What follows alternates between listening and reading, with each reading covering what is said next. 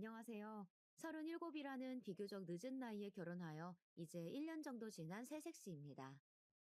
제가 이렇게 결혼이 늦어진 데에는 지금 하고 있는 일에 대한 욕심이 컸기 때문인데요. 항상 일밖에 모르던 제 일상 속에 소소한 즐거움을 준 이 사연들 때문에 저도 한번 제 얘기를 들려드리고자 합니다. 우선 저는 그리 부유하지도 그렇다고 모자라지도 않은 평범한 집안에서 태어나 부모님 사랑을 듬뿍 받아 자라온 무남 동녀 외동딸이었어요. 그렇기에 항상 누군가를 대할 때 자신감이 넘치는 편에 속했답니다. 그 점은 제법 장점이라고 하면 장점이고 단점이라고 하면 단점에 속하게 되더라고요. 항상 이성적이고 현실적이며 계산적인 성격 때문에 누구보다 자기 주장이 센 편이었고, 그러다 보니 고집도 세고 제멋대로인 경향이 있었어요. 그래서인지 처음 일을 시작해 회사를 들어가 일을 배우는데 제 성격의 벽에 부딪히게 되더라고요. 그래도 저를 사회에 맞출 수는 없으니 사회에 저를 맞추려 노력했어요. 그렇게 8년을 한 직장에서 악을 쓰고 버텨 젊은 나이에 꽤나 높은 위치까지 올라갔었어요. 첫 3년까지는 몇 번을 관둘까 여러 번 고민도 해보고 전혀 수평적이지 못한 조직사회에 쓰디쓴 참맛도 보았었죠. 하지만 좋아하는 일에 대한 열정은 누구보다 좋았고 남들보다 더 노력하여 그 자리까지 올라설 수 있었습니다. 어느새 저는 회사 내에서 알아주는 지나친 워커홀릭이었으니까요. 그렇게 긴 직장 생활을 끝내고 경력을 토대로 제 전공을 살려 사업을 시작했어요. 적은 자본금에 비해 첫 사업은 생각보다 좋은 성과를 낳았고, 그렇게 시작부터 성공인가 싶었지만 첫 술에 배부르랴라는 말이 있듯 처음부터 만족하기란 어려운 일이더라고요.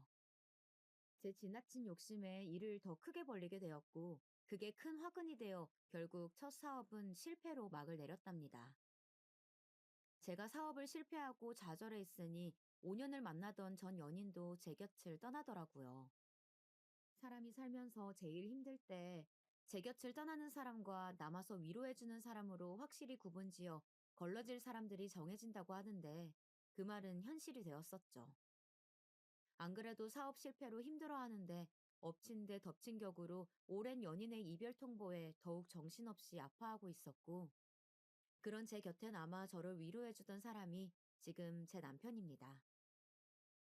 저와 남편은 대학 시절 같은 학과는 아니었지만 동아리를 함께하던 선후배 사이였어요.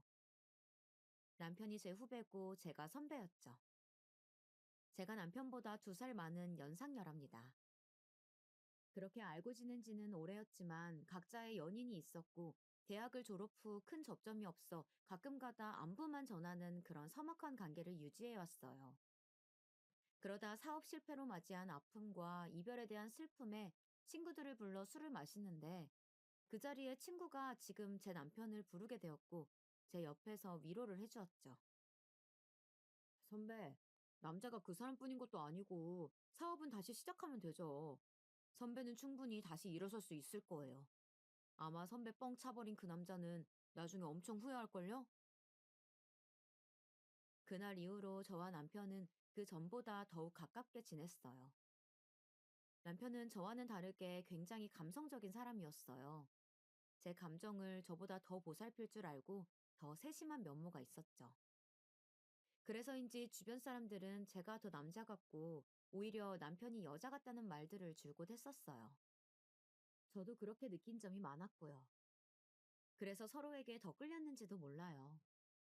어느새 남편과 저는 남편의 고백으로 연인이 되어 있었고, 그렇게 저는 남편의 위로 덕분에 금세 아픔들을 이겨내고 다음 사업을 준비했어요. 그나마 불행 중 다행이었던 것은 첫 사업을 할 때 자본금이 많지 않았다는 점이었어요. 실패는 성공의 어머니라는 말이 있죠. 그 전 실패를 거름 삼아 맞이한 다음 사업은 빠르지는 않지만 차츰차츰 성장세에 들어갔고, 오랜 노력 끝에 안정적인 기업에 다다르게 되었습니다. 그게 지금 제가 운영하고 있는 현 사업체이기도 하고요.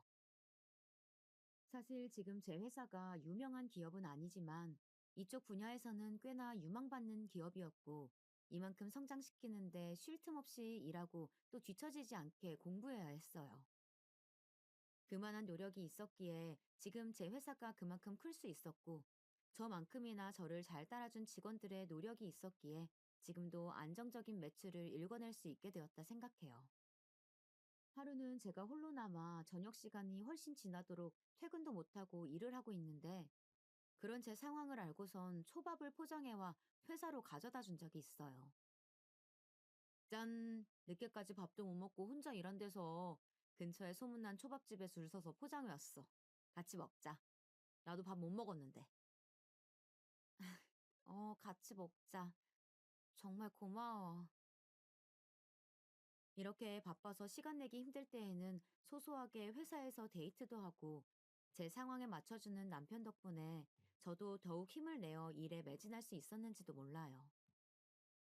그렇게 사업을 안정화시키는 데까지 꽤나 오랜 시간이 걸렸고, 그 때문에 제 결혼은 계속 미루게 되었었어요.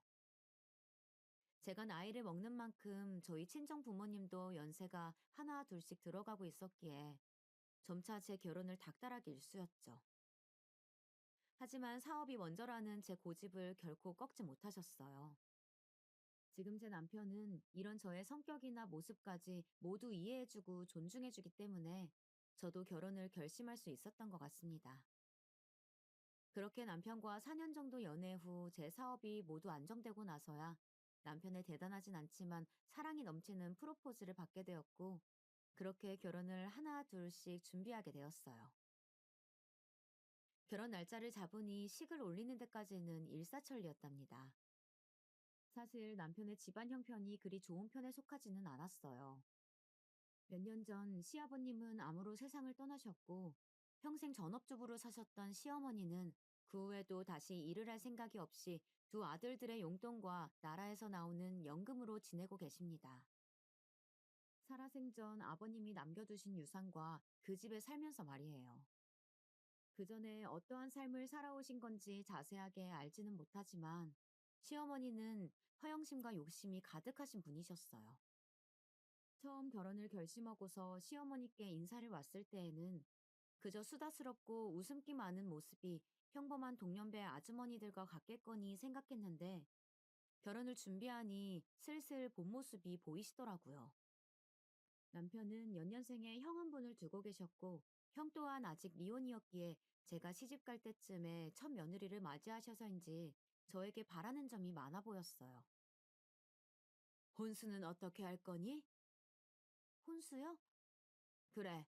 내 혹시 몰라서 기본적인 것들만 넣어서 목록을 한번 써와봤다. 내 친구들 보니까 며느리가 시집 오면서 시댁에도 가구나 가전제품 하나씩 바꿔주고 한다더라. 이번에 내 친구 하나도 최근에 며느리가 시집 오면서 김치냉장고 하나 놔뒀다고 엄청 자랑하길래 우리 집에 놓을 김치냉장고도 하나 써놨으니 그리 알고, 그리고 예단은 사돈네가 알아서 잘 해오리라 믿지만 얘기를 들어보니까 요즘엔 현금으로도 주고 그런다던데, 아니면 금도 좋고 보석도 좋은데 어떻게 준비 중인지 얘기는 들은 게 있니? 혼수라니. 사실 신혼집을 남편이 마련한 것도 아니었고, 오히려 제가 더 많이 냈으면 많이 냈지, 남편이 보탠 금액은 제가 낸 금액에 비하면 한참 모자랐기에 시모의 말은 형평성에 어긋났죠. 예단도 자식을 볼모로 이득을 취하려는 게 아닌 이상 서로에게 부담되지 않게 적정선에 금액을 맞추어 진행하는 게 좋다고 생각하였고, 저는 또 이런 일에는 참지 않고 뱉어내는 성격이어서 하나하나 콕 꼭 집어가며 답했습니다. 어머니, 죄송하지만 저희 신혼집은 제가 거의 70% 정도 부담했고요. 성훈 씨는 계약금 정도만 냈었어요. 예식장이나 그 외 부대 비용도 제가 더 많이 부담하고 있고요.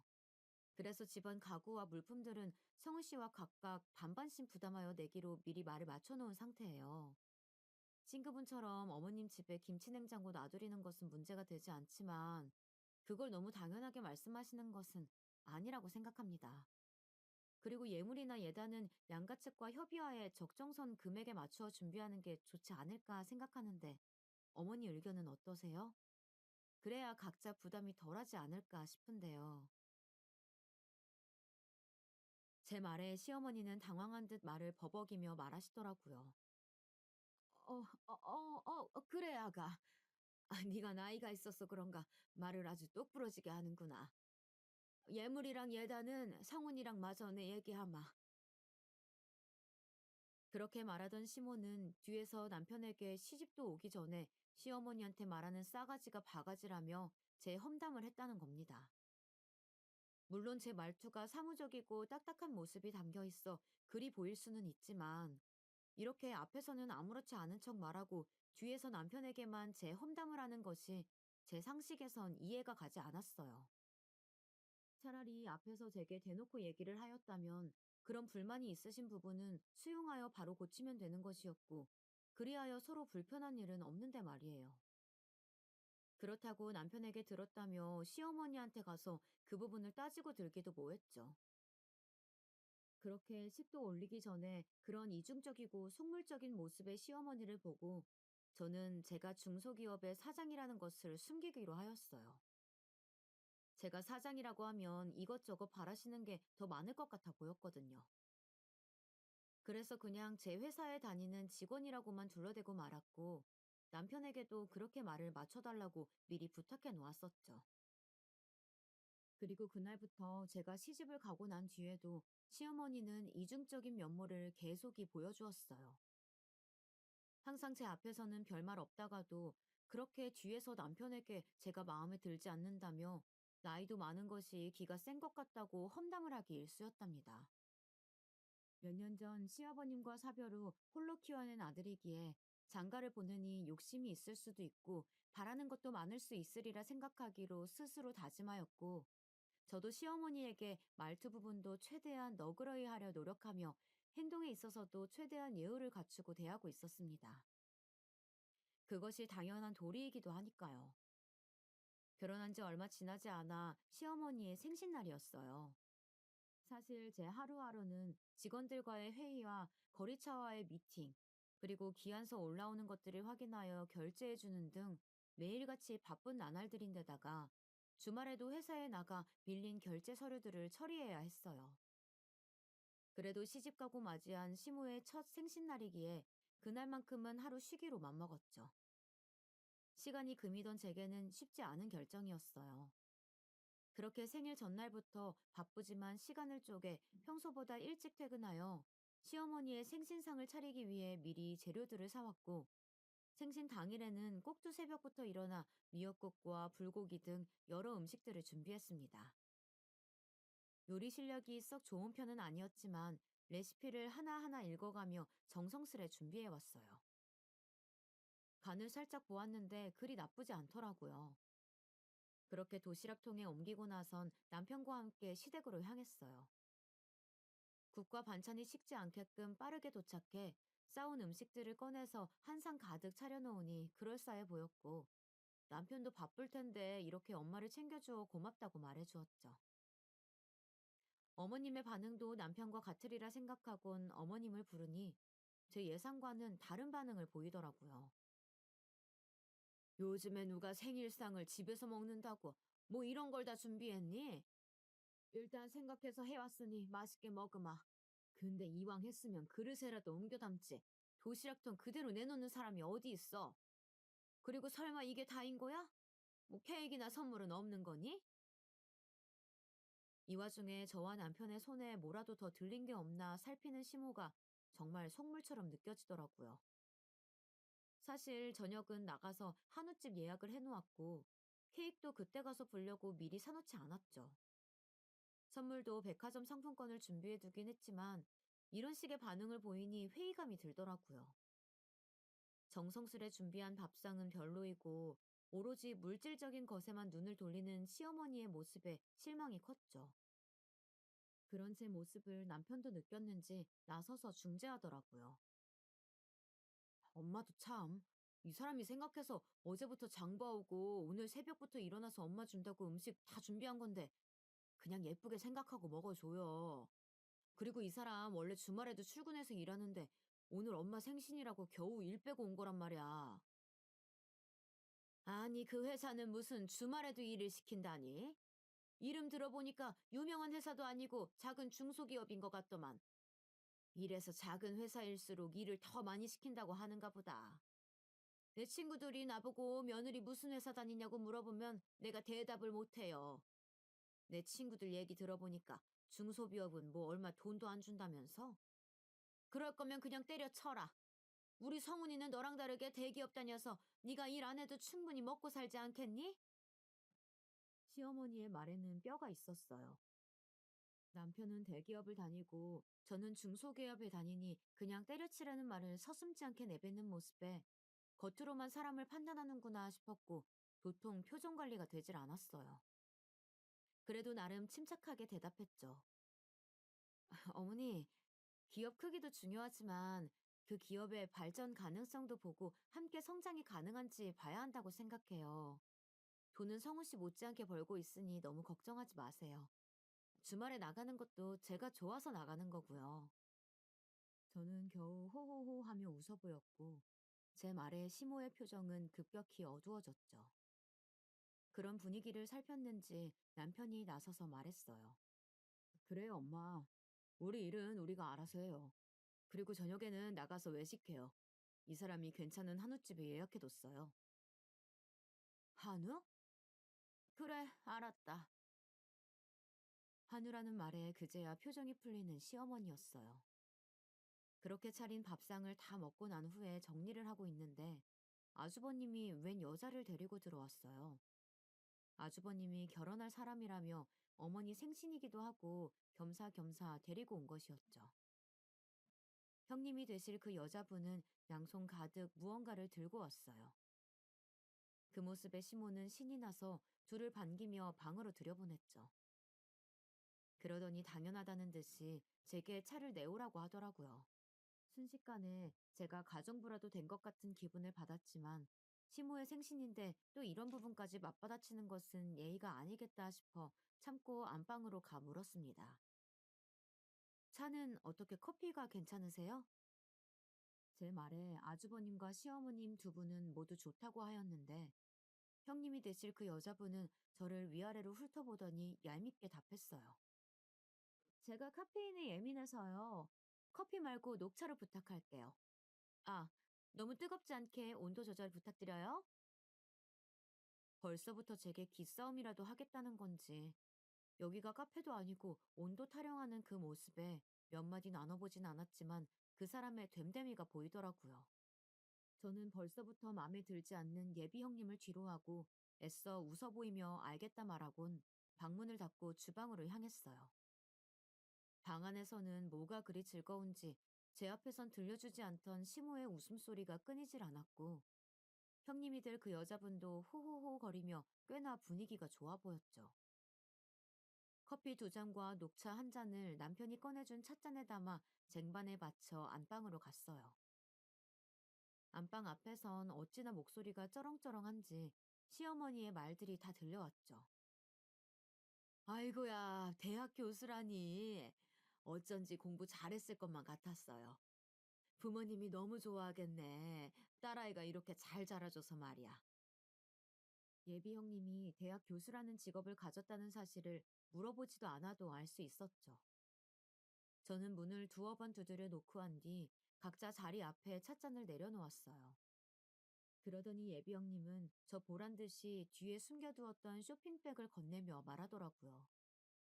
어머님, 이거 별거는 아니고 오늘 생신이시라고 해서 백화점 가서 하나 사봤어요. 마음에 드실지 모르겠네요. 그러자 시어머니는 입이 귀에 걸리듯이 환하게 웃어 보이며 저 보란 듯이 큰 목소리로 말하시더군요. 어머나, 이런 거 안 사와도 되는데 말이야. 대학 교수라서 그런가. 누구랑은 다르게 센스가 넘치네. 그러곤 쇼핑백 안에 물건을 꺼내 보이더라고요. 쇼핑백만 봐도 명품인 것이 눈에 보였죠. 박스를 둘러싼 리본을 풀어헤치니 그 안에는 색이 노란색과 빨간색으로 이루어진 강렬해 보이는 스카프가 나왔어요. 어머님 취향을 몰라서 제 취향대로 골라봤는데 어떻게 괜찮으세요? 딱 봐도 시어머니의 취향과는 동떨어진 색상의 스카프였고 시모도 그 스카프를 위아래 뒤집어 보더니 애써 억지 웃음을 지어 보였어요. 색이 곱네요. 잘 쓸게요. 고마워요. 누가 봐도 마음에 들지 않는데 괜히 하는 말처럼 들렸죠. 영혼이라곤 찾아볼 수 없는 기계식 리액션이었어요. 저는 시어머니의 반응에 이만 안방을 나와 참아온 웃음을 터뜨리고 말았답니다. 제가 갑자기 웃어대자 남편도 궁금했는지 왜 그리 웃는 거냐며 묻더라고요. 저는 아까 안방에서 있었던 일들을 말해주니 남편도 웃으며 말했어요. 예비 영수를 센스 넘친다고 칭찬했다가 낭패봤네. 진짜 센스 넘치는 건 당신처럼 원하는 물건 알아서 살 수 있게 상품권이나 현금으로 주는 게 더 센스 있는 건데 말이야. 남편의 말이 맞았어요. 거칠이나 직업만으로 그 사람을 판단하는 시어머니에게 좋은 교훈이 되었으면 했어요. 하지만 사람은 쉽게 변하지 않는다는 것을 뒤늦게 깨달을 수 있었죠. 그렇게 몇 분의 시간이 더 흘러 시어머님과 아주버님, 그리고 예비 형님까지 모두 나왔어요. 그럼 저는 이만 들어가 볼게요. 예비 형님은 고개 숙여 인사했고, 시모는 아쉬웠는지 그런 예비 형님을 붙잡았죠. 아니, 왜요? 오늘 둘째 애가 나 생일이라고 한우고깃집을 예약했다던데. 좀만 이따가 같이 가서 저녁 먹지. 그러자 아주버님이 곤란해하는 예비 형님을 대신해 답했죠. 에이, 엄마도 참. 이 사람 논문 준비로 바빠서 들어가 봐야 돼. 그럼 나 이 사람 좀 데려다 주고 올게. 그래, 그렇게 해라. 그럼 조심히 들어가요. 그렇게 시모는 예비 형님에게 인사했고, 저와 남편도 다음에 또 뵙자는 말로 인사를 했어요. 아주버님과 예비 형님이 떠난 지 얼마 지나지 않아 시모는 선물로 받은 스카프를 들고 오며 저와 남편에게 말하더라고요. 아니, 이 색상 좀 봐라. 이렇게 튀는 색상을 도대체 무슨 옷에 입으라는 건지 원. 대학 교수식이나 돼서 이리 패션 감각이 없다니. 아휴, 이것 좀 봐라. 나한테 어울리냐? 급기야 그 스카프를 둘러대고는 저와 남편에게 묻는 시모였죠. 저는 애써 웃음을 참아가며 답했어요. 글쎄요. 어머님 평소에 입으시는 스타일과는 많이 다른 것 같기는 한데요. 정 마음에 안 드시면 백화점 가서 다른 디자인으로 바꿔오세요. 아휴, 나도 그러고 싶은데. 아니, 이걸 굳이 상견례 자리에 하고 오란다. 그렇다고 가서 바꾸기도 뭐하고. 아휴, 결국 혀를 차보이는 시어머니였어요. 그 모습을 보고 있자니 그렇게 앞에서는 웃어 보이더니 예비 형님이 가자마자 흉을 보는 게 어쩐지 제가 결혼한다고 왔을 때도 이렇게 남편에게 흉을 받겠구나 싶더라고요. 이후 저녁 예약 시간대에 맞춰 함께 한우고기집에서 식사를 하였고 잠시 근처 베이커리에 들려 케이크를 사들고 온 남편이 식당에 양해를 구하고선 케이크에 초를 켜고 축하 노래를 불렀어요. 그 순간만큼은 볼을 붉히며 소녀처럼 고맙다고 말하는 시모가 아까 본 그 사람이 맞나 싶더라고요.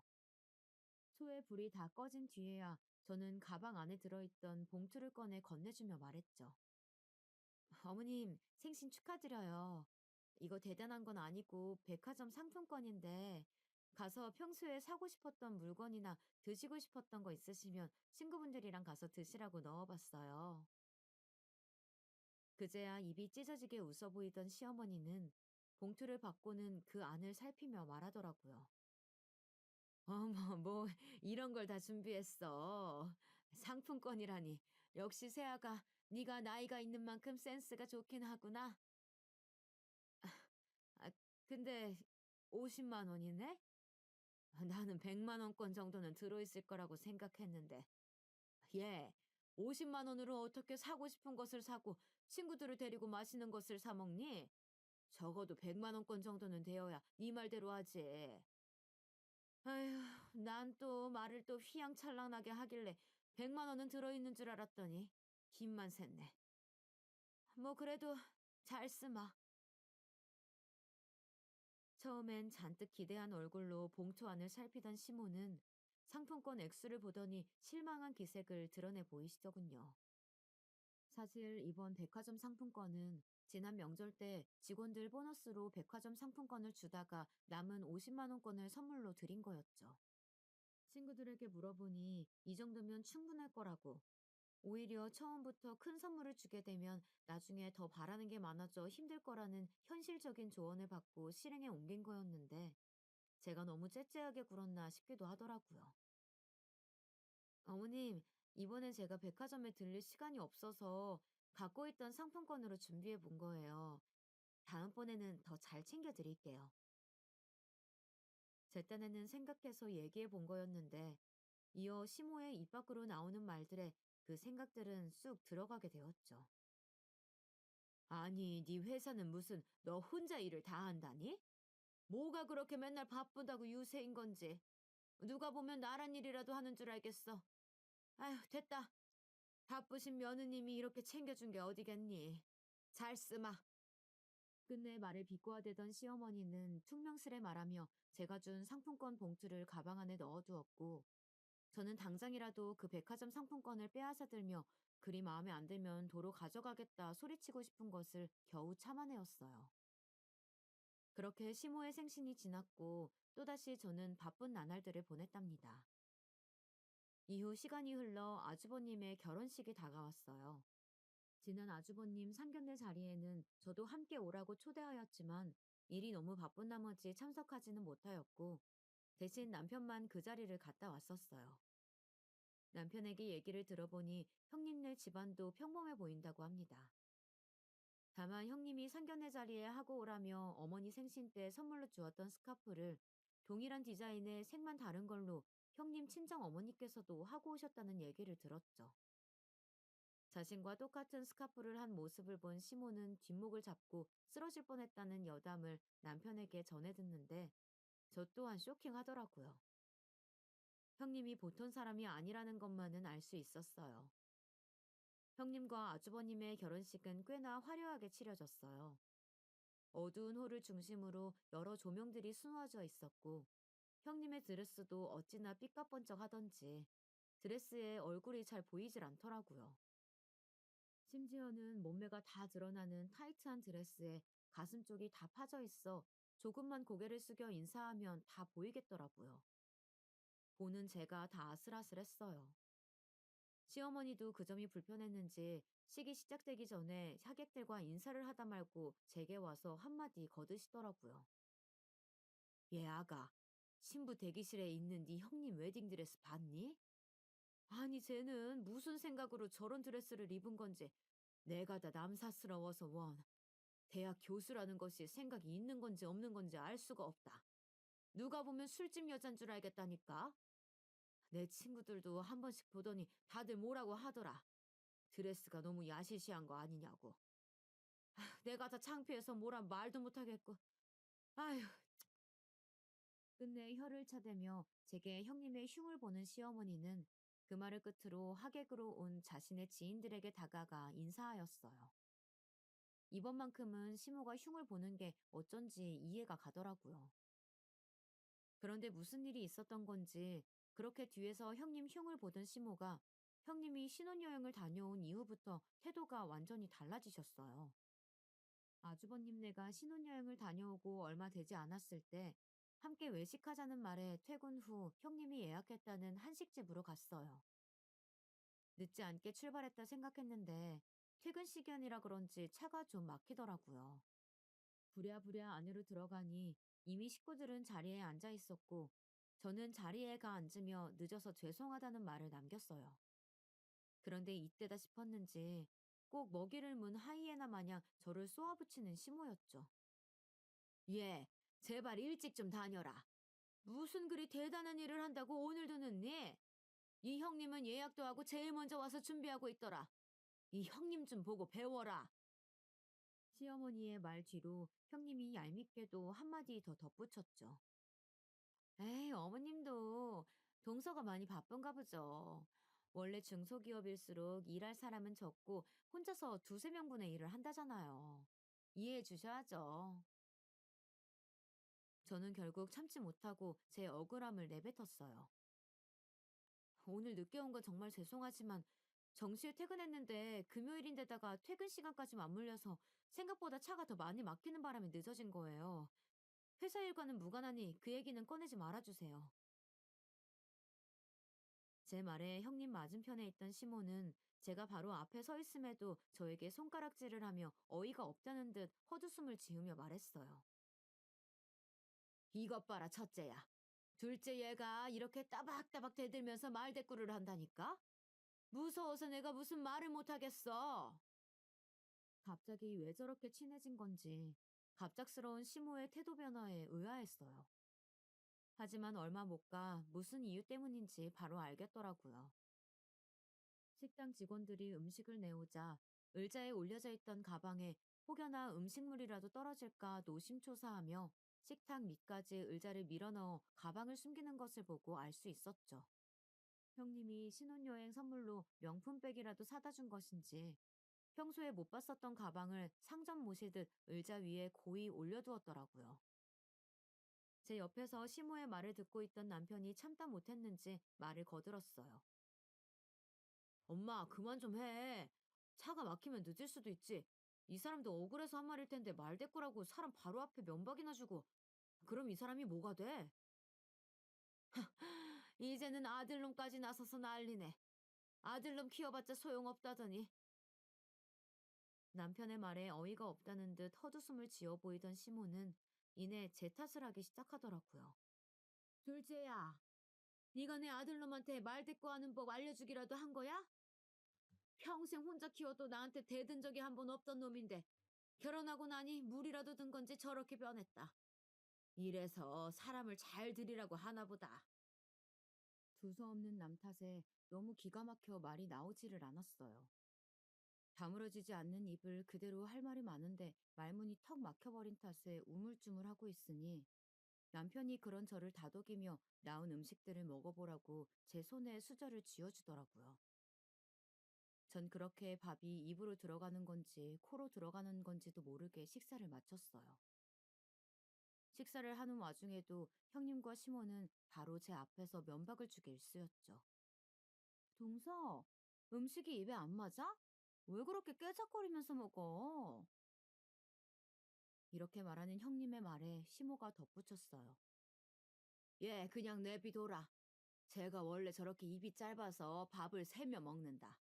어느 집 복 나가게 하려고 꼭 고사라도 지내는 것처럼 마냥. 제 밥 먹는 거 보면 내가 다 답답하더라고. 지금껏 겪어보지 못했던 치욕에 몸이 다 떨리더라고요. 맘 같아선 외식이고 뭐고 당장 그 자리를 박차고 나가고 싶었지만 어디까지나 가족들이고 그렇게 행동을 한다고 해서 다음에 안 볼 사람들도 아니기에 꾹 참았죠. 그날 정말 스트레스를 받았었던 건지 집에 오자마자 먹었던 음식들을 개원했답니다. 제가 그렇게 힘들어하는 모습을 바로 옆에서 지켜보던 남편이 제 등을 쓸어주며 먼저 얘기를 하였어요. 여보, 오늘 우리 엄마랑 형수님 때문에 마음고생 심했지? 옆에서 지켜보던 내가 다 민망하더라. 왜 그렇게 사람을 앞에 두고 대놓고 면박을 주는 건지. 형 얘기 들어보니까 신혼여행 가서 형이 잠시 몸살을 앓아서 이틀 정도 누워 있었고 형수 혼자 쇼핑을 다녔었는데 거기서 엄마 명품백 하나를 사왔다고 하더라고. 형이 같이 쇼핑을 갔었다면 뭐 그리 비싼 걸 사드리냐고 뭐라고 했을 텐데. 난 내 엄마가 그렇게 속물인 줄도 몰랐는데 이번에 나는 가방 사줬다고 돌변한 모습 보고 엄마한테 실망했어. 여보가 좀 그러면 다음부턴 그런 외식 자리에선 우리는 빠져도 괜찮아. 내가 잘 둘러대 볼게. 이렇게 제 입장에서 생각해보고 이해해주는 남편 덕분에 시댁은 몰라도 남편은 참 잘 만났구나라는 생각을 다시 한번 해보곤 하네요. 아니야, 괜찮아. 곧 아버님 기일인데 일 있다고 둘러대는 것도 한계가 있을 테고 가족인데 피한다고 달라질 건 없잖아. 내가 잘 해볼게. 내 입장에서 생각해줘서 고마워, 여보. 남편에게 말한 대로 곧 있으면 시아버님의 기일입니다. 이번 시부의 기일에는 시모와 형님이 또 어떤 핑계로 저를 볶아댈지 걱정이 앞서더라고요. 그래서 이대로는 안 되겠다 싶어 고민한 끝에 내린 제 결정은 매달 드리는 용돈에 조금 더 보태어 드리는 거였어요. 아버님 기일이니 좀 더 보태서 제사에 쓰일 과일이나 음식을 사시라면서 말이에요. 저는 매달 드리는 용돈일도 아니었지만 제 사비를 용돈으로 드리며 전화로 이 사실을 말씀드렸어요. 어머님, 곧 아버님 기일이라 제사상에 올릴 음식들 사시는데 보태시라고 제가 용돈 좀 넣어드렸어요. 웬일이냐? 둘째 네가 그런 거를 먼저 신경 써서 용돈을 다 주고. 뭐 어차피 우리 아들이 번 돈으로 주는 거겠지만. 잘 쓰마. 어머님, 오해가 있으신 것 같은데 지금 드린 용돈은 제 사비로 드리는 거예요. 성우 씨 월급날은 아직 멀었고요. 짠순이 네가 무슨 바람이 분 거냐? 얼마를 넣었는지는 모르겠지만 유용하게 쓰마. 역시나 시모의 반응은 그저 시큰둥했어요. 아무리 그래도 짠순이라니 제가 지금껏 무언가를 뛰어나게 해드린 적은 없어도 남들 하는 만큼은 하고 있다 생각했는데 모순적인 그 말이 듣기가 거북하더라고요. 계속 통화를 이어가 봤자 제 성질에 못 이겨 또 큰 소리를 낼까봐 그냥 알겠다고 말하고는 통화를 끊었죠. 그리고 시아버님의 기일 전날 제가 용돈으로 드린 금액을 확인한 건지 목소리 톤이 달라진 채 시모에게 먼저 전화가 왔어요. 어머, 둘째야. 내가 용돈을 지금 받지 뭐니. 이번 용돈은 생각보다 아주 넉넉하게 넣었더라. 진즉에 이렇게 신경 썼으면 얼마나 좋았니? 아무튼 둘째 네 덕분에 올해 제사는 좀 더 풍요롭게 음식들을 준비할 수 있겠어. 그리고 내일 아침부터 제사 음식 준비할 건데 회사 빼고 올 수 있지? 네 형님도 온다고 하니까 내일 10시까지 늦지 않게 오거라. 알겠니? 시모의 말은 꼭 나오라는 통보와 같았어요. 사실 이번 제사 음식을 제가 도우지 못할 것 같아 괜히 음식하지 말고 요즘 제사 음식 주문도 되니 사서 하자는 취지로 넉넉하게 드린 용돈이었는데 일이 꼬여버린 것만 같았죠.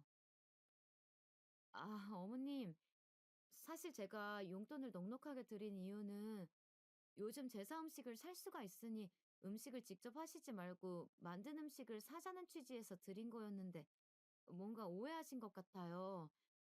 공교롭게 제가 내일 회사를 전부 다 뺄 수는 없을 것 같고 오후에는 갈 수 있을 것 같은데 1시 좀 넘어서 가봐도 괜찮을까요? 뭐? 지금 그게 무슨 말 같지도 않은 소리니? 나는 지금껏 네 시아버지 제사 음식을 사서 한 적이 없거늘. 그리고 오해는 뭐가 오해야? 네가 분명 음식할 거 사는데 보태라고 준 거 아니니? 제가 분명 음식을 사시는데 보태시라고 말씀을 드렸었는데. 너 지금 나랑 말장난하니? 잔말 말고 내일 10시까지 늦지 않게 와라. 그렇게 귀청이 뜯어질 정도로 우렁차게 소리치곤 전화를 끊어버린 시모 때문에 어쩔 수 없이 내일 일은 쉬어야 했죠. 밑에 직원들에게 미리 일러두고 시부의 기일 당일 10시까지 늦지 않게 시댁으로 갔어요. 다행인 건지 이번에는 제가 형님보다는 먼저 왔더라고요. 그렇게 먼저 음식들을 준비하고 있는데 10시가 넘어도 형님은 오지를 않았어요. 그런데도 시어머니는 형님을 찾지 않더라고요. 그렇게 시간은 흘러 12시가 되어갔고 아직도 오지 않는 형님과 그럼에도 별말 없는 시모가 이상하다 느낀 저는 먼저 시모에게 물었죠. 어머님, 벌써 12시가 다 되어 가는데 형님은 오늘 안 오시나요? 어, 내가 말 안 했었니? 큰애는 오늘 강의를 빼려고 했는데 뭐 특강인지 뺄 수가 없다면서 못 온다고 어제 저녁에 전화가 왔었어. 대학 교수직이나 되는데 아무렴 그렇게 바쁘지 않고 백이겠니? 하루 전날 특강이 잡혔다는 말도 안 되는 핑계를 대는 형님과 대학 교수가 무슨 벼슬이라도 되는 것 마냥 말하는 시어머니. 이 둘이 이제는 조금 미워지려고 하더라고요. 어머님, 저도 바쁜데 일 빼고 온 건데요. 얘, 너랑 이 형님이랑 같니? 회사는 너 없어도 충분히 돌아갈 테지만 네 형님은 교수잖니. 강단에 올라서 강의할 사람이 큰애뿐이라는데 그럼 어떡해? 그런 애한테 교수 일을 때려치고 음식이나 하라고 할 순 없잖니. 아니면 너는 이 늙은 시애미가 홀로 제사 음식을 다 준비해야 속이 시원한 거야? 어머님, 제 말은 그런 게 아니라, 뭐 더 할 말이 있는 거야? 그래도 3시쯤에 강의 끝나자마자 달려온다고 하니까 너무 불평하지 마라. 도통 말이 통하지 않았어요. 제 고집도 시모의 똥꼬집 앞에선 우스울 뿐이더라고요. 저는 하는 수 없이 홀로 음식을 하여야 했어요. 시모는 옆에서 잠시 재료를 손질하다가 싶다가도 허리가 아프다거나 손목이 쑤신다며 자리를 피하기 일쑤였고, 덕분에 전 실력에도 없는 요리 솜씨를 발휘하였죠. 3시가 조금 넘어 도착한 형님은 음식을 다 해가니 그제야 와서 시모와 함께 얄미운 말들을 옆에서 늘어놓았어요. 어머, 동서. 음식 솜씨가 영 별론가 봐. 간이 좀 싱겁네. 꼬지저는 또 왜 이래? 너무 끝에 꼬지를 꽂아서 너무 달랑거려가지고 꼭 금방이라도 떨어질 것 같네. 이런 걸 제사상에 내놓으라고 만든 거야? 오자마자 겉옷과 가방을 소파에 두고선 주방으로 와 전을 하나 집어먹고는 싱겁다고 얄밉게 구는 형님이었죠. 그리고 형님을 따라 전을 똑같이 맛보고는 시모도 말을 덧붙이더라고요. 첫째 말이 맞구나. 둘째야, 간이 너무 싱거운 것 같다. 그리고 꼬지 좀 일정하게 꽂지 그랬니?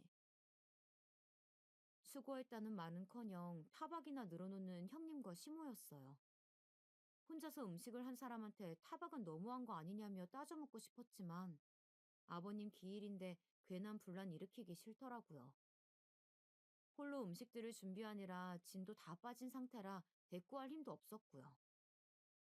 제가 별말이 없자 형님과 시모도 그냥 넘어가는 듯 했어요. 그렇게 시간이 흘러 아주버님과 남편도 퇴근 후 시댁에 왔고, 제사 음식은 별도로 빼두고는 남은 음식들로 간단하게 저녁을 먹었죠. 그런데 음식을 맛보던 아주버님이 아까 간 보며 타박을 놀아놓던 형님과 시모와는 달리 감탄을 하며 말씀하시더라고요. 오늘 국이 너무 짜지 않게 잘 됐는데?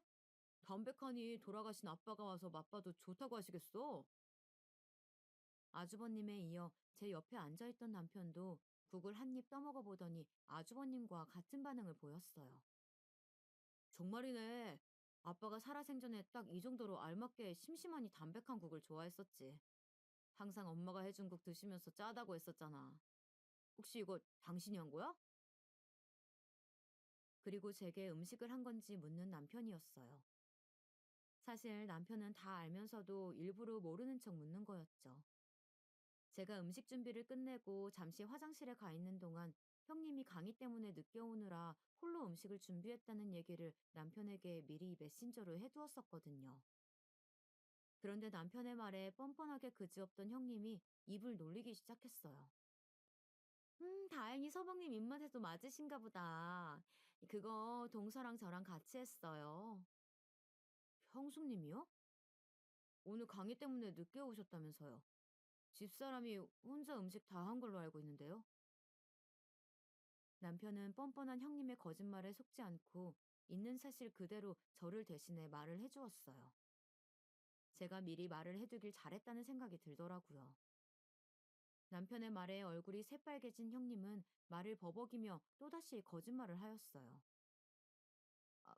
제가 그래도 오후에 와서 간 좀 보다가 너무 짠 것 같아서 물 좀 붓고 다시 끓인 거예요.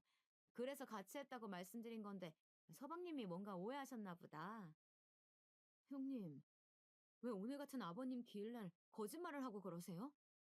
제가 음식 다 하고 나서야 오셔서 밥상에 숟가락만 얹은 게 다잖아요. 심지어 간도 싱겁다면서 타박하셨으면서 무슨 간을 다시 했다고 거짓말을 하세요? 저는 뻔뻔하고 얄미운 형님의 거짓말에 참다 못해 입을 열었고 중간에 껴서 듣고만 계시던 시모가 이후 말을 이었어요. 예, 뭐 오늘 같은 날 그런 거를 일일이 재고 따지고 그러니 그냥 넘어갈 줄도 알아야지. 어쨌든 네 손윗 사람한테 그렇게 말마다 따박따박 대들어서야 되겠어? 네 말대로 오늘 같은 날 네 시아버지 기일인데 말이야. 음식을 누가 했던 뭐가 그리 중요하다고 목소리를 높이는지 원. 그렇게도 생색을 내고 싶었니? 이어진 시모의 말에 우라통이 치밀어 오르더라고요. 그만 시모에게도 한마디 꺼내려던 그때 남편이 제 손을 잡고 말리는 듯 보였어요. 저는 남편의 만류에 행동들을 모두 멈추고 가만히 있을 수밖에 없었습니다. 그리고 저 대신하여 남편이 한마디 하였어요. 엄마도 그만하세요. 형수님도 좀 솔직해지시고요. 곧 제사 지내야 하는데 조용히 제사 지내고 갑시다. 아빠가 맘 편히 들렀다가 갈 수 있게요. 남편의 말에 시모와 형님 두 분 다 입을 다물더군요. 그렇게 저녁 시간이 흘러 아버님의 제사를 지내고 집으로 돌아갔습니다. 집으로 가는 차 안에서 남편이 먼저 제 손을 잡으며 고생했다고 말해주더라고요. 남편의 그러한 따뜻한 말 한마디 덕분에 그날 내내 시모와 형님에게 받았던 서름들이 그나마 조금은 씻겨 나가는 것 같았어요. 그렇게 또 평상시의 나날들이 흘렀고 바쁜 일상 때문에 잠시 연락하지 못했던 대학 친구들과 연락이 다 오랜만에 모임을 갖게 되었어요. 그리고 그곳에서 뜻밖의 소식을 들을 수 있었죠.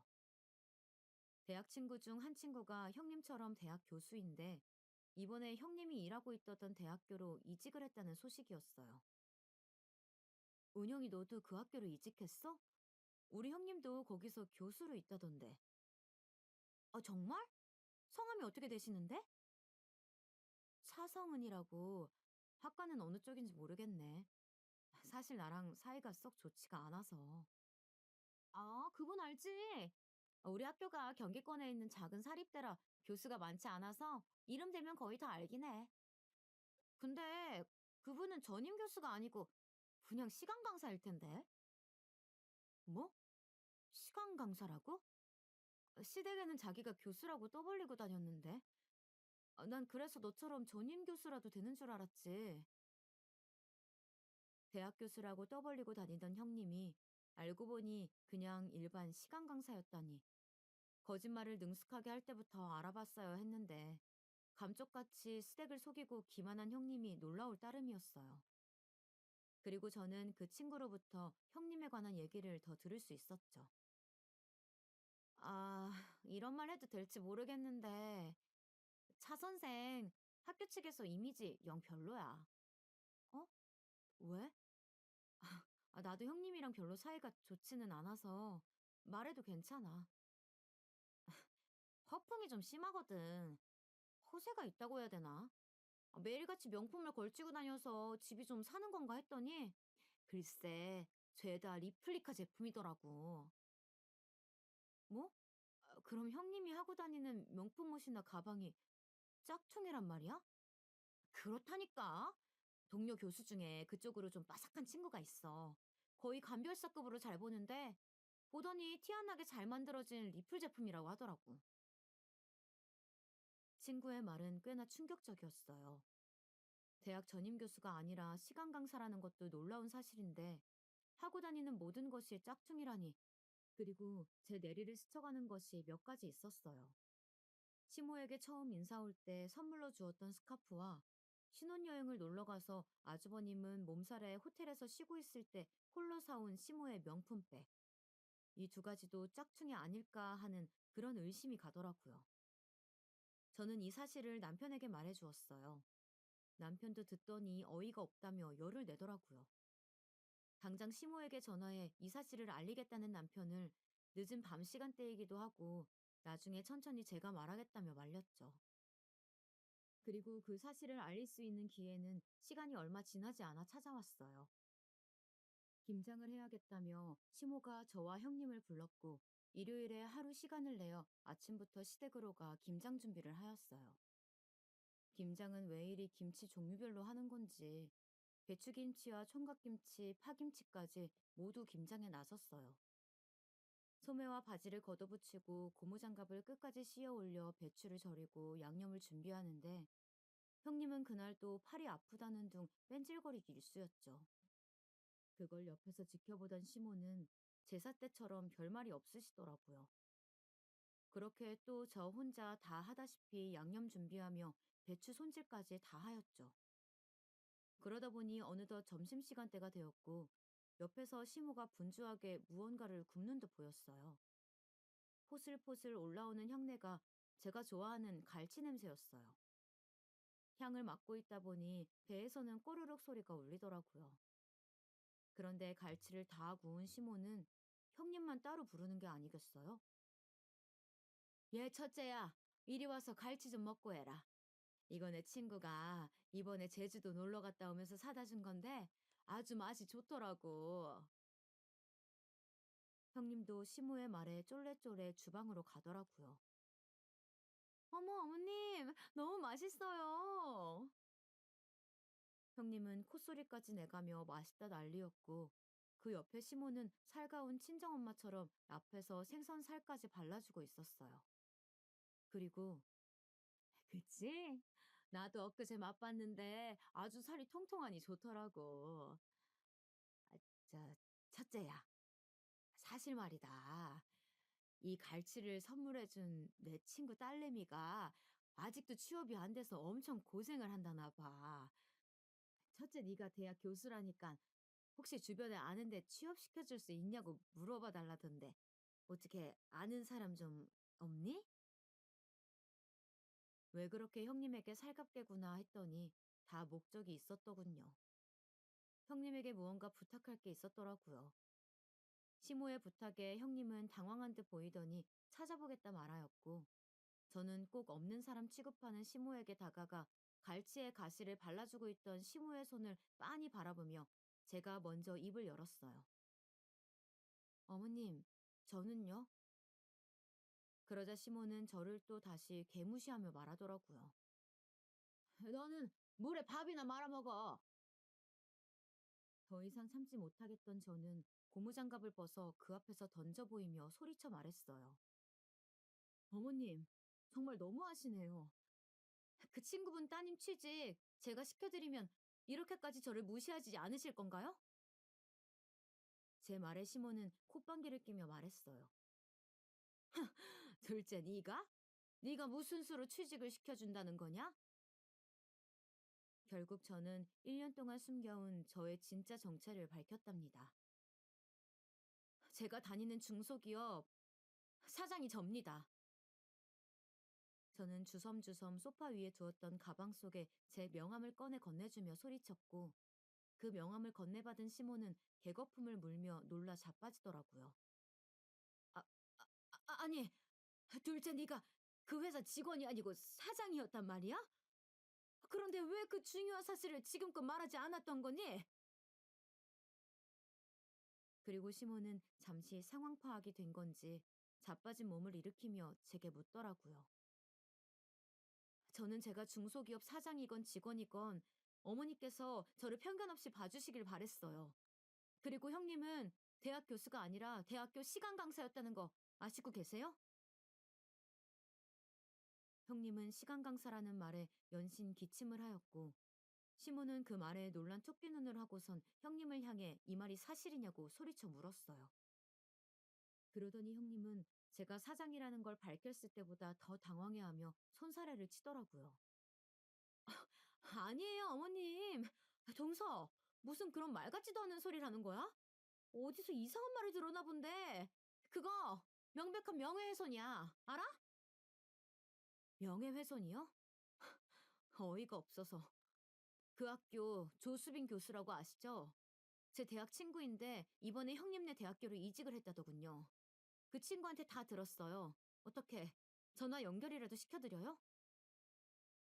끝까지 뻔뻔하게 거짓말을 하는 형님에게 핸드폰 속 친구 연락처를 보여주며 전화라도 거냐고 당당하게 외쳐 보였고 그제야 형님은 이실직고 해 보였어요. 조 교수가 동서 친구였다니 무슨 그런 우연이 다 있네. 미안해 동서. 내가 그동안 말이 심했지? 사실 내가 시간 강사인 거 남편은 모르는 사실이야. 부탁인데 이 사실 내 남편이랑 서방님한텐 비밀로 해주면 안 될까? 어머니, 어머님도 제가 이렇게 부탁드려요. 대학 교수라고 속인 건 죄송한데 제가 있는 곳이 말이 시간 강사지 대우는 교수랑 거의 비슷하다고 봐도 돼요. 그래서 그랬어요. 이렇게 숨길 의도는 없었는데 죄송해요. 무릎까지 꿇으며 아주버님과 남편에게는 비밀로 해달라는 형님. 그리고 끝까지 변명만 읊어대는 형님이 이제는 안쓰럽더라고요. 그리고 그걸 지켜보던 시모는 쓰러질 듯 뒷목을 잡더니 형님에게 꼴도 보기 싫으니 나가라며 소리쳤어요. 끝내 형님은 울며 시댁을 뛰쳐나갔고 시모는 그런 형님의 빈자리를 잠시 멍하니 보다가 갑자기 태세 전환을 하며 제게 빌더라고요. 둘째야, 그동안 내가 너를 무시하고 첫째와 차별해서 힘들었지? 미안하다. 내가 나이를 헛먹었나 보다. 이렇게 사람 볼 줄을 몰라서야 원. 저런 앙큼한 여우 같은 년을 꼴에 내가 대학 교수라고 갈치 구워주고 가시 발라주며 먹여준 걸 생각하면 아주 치가 떨리는구나. 감히 우리 집안을 속이고 기만해오다니. 내 절대 저년 용서하지 못한다. 그날은 명품 가방과 스카프에 관한 얘기까지는 차마 못하겠더라고요. 그 얘기까지 하면 정말 형님의 머리채를 잡아뜯을까 걱정이었죠. 그날 형님의 진짜 정체를 시모가 아주버님에게 전해주게 되었고, 뛰쳐나간 형님은 시모의 전화 한 통에 다시 달려와 남은 김장을 혼자 모조리 해야 했어요. 그 모습이 이젠 애처로워 보이기까지 하더라고요. 보다 못한 제가 중간중간 도와주려 했지만 판세가 뒤집히니 시모도 180도 변했고 제가 고무장갑에 손이라도 대면 시모가 달려와 너는 지금껏 너무 일을 많이 했다며 그냥 쉬라고 저를 소파에 앉혀 보였어요. 그리고 그날 이후로 시모는 제게 그 누구보다 살갑게 대했어요. 저는 사실 그런 시모의 모습이 진짜 모습이라고는 믿지 않아요. 하지만 제가 사랑하는 사람의 엄마이고 가족이니 이런 모습도 그러려니 하고 넘어가자 하고 지내고 있어요. 그리고 제가 말한 대로 시모 친구분의 딸의 이력서를 전달받아 검토하였고, 비록 뛰어난 자질이 돋보이진 않았지만 신입사원으로 잘 가르치면 괜찮겠다 싶었기에 제 회사에 채용을 하였죠. 그리고 명품 가방과 스카프에 관한 진실은 묻어두기로 마음먹었어요. 나중에 진실을 알게 되어도 본인이 감수하라는 뜻에서 주는 제 벌이었죠. 시모가 화려한 겉모습만 보기보다는 따뜻한 내면을 보는 그런 사람이 되기를 바랬으니까요. 현재 저는 여전히 바쁘게 살아가고 있습니다. 그렇게 바쁜 제 삶 속에는 여전히 따뜻하게 저를 보듬어주는 남편이 있고요. 그래서 저는 지금 더할 나위 없이 행복하다 말할 수 있습니다. 그리고 아주버님과 형님은 지금 냉전 중이라고 해요. 얘기를 들어보니 형님이 아주버님에게 숨겼던 것이 몇 가지 더 있었나 보더라고요. 형님이 숨겨온 거짓말들이 한둘이 아닌 걸 알게 된 아주버님은 그 충격으로 잠시 별거하고 지내고 있다고 합니다. 최근에 남편에게 전해 들은 건데 아주버님은 그렇게 거짓으로 자신을 무장한 형님이 밉지만 또 한편으론 아직까지 형님이 마음속에 있다며 이런 형님과 계속 살아야 할지 아니면 끝내야 할지 고민 중이라고 털어놨다고 해요. 얘기들을 하나둘 쓰다 보니 길어졌네요. 이 사연을 읽으시는 분들은 누구보다 자신을 사랑하는 사람이 되어 저 형님같이 거짓으로 자신을 가리는 사람이 되지 않기를 바라며 이 사연을 마치도록 할게요. 지금껏 제 긴 얘기 들어주셔서 감사합니다.